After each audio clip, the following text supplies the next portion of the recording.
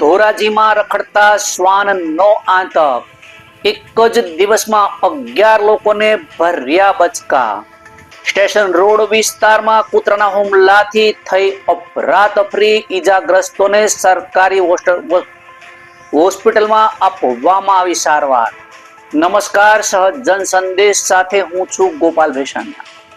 રાજકોટ જિલ્લાના ધોરાજીમાં રખડતા શ્વાનના આતંકથી લોકોમાં ભયનો માહોલ સર્જાયો છે. શહેરના સ્ટેશન રોડ વિસ્તારમાં એક જ દિવસમાં આશરે 11 લોકોને રખડતા કૂતરાઓએ બચકા ભરતા અફરાતફરીનો માહોલ સર્જાયો હતો.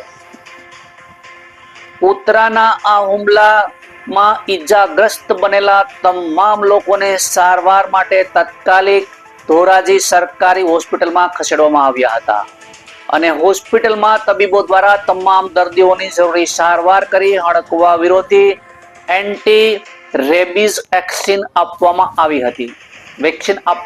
હતી.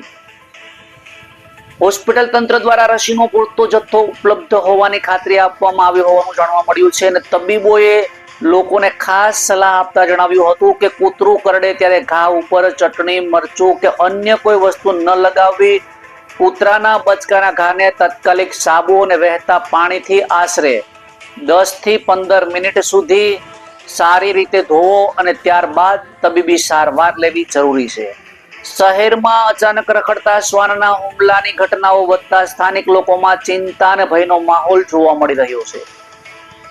સ્થાનિક લોકો દ્વારા ધોરાજી નગરપાલિકા તંત્ર સમક્ષ રખડતા શ્વાનને પકડવા તથા આ સમસ્યાનું કાયમિક નિરાકરણ લાવવા માટે તાત્કાલિક કાર્યવાહી કરવાની ઉગ્ર માંગ બની છે.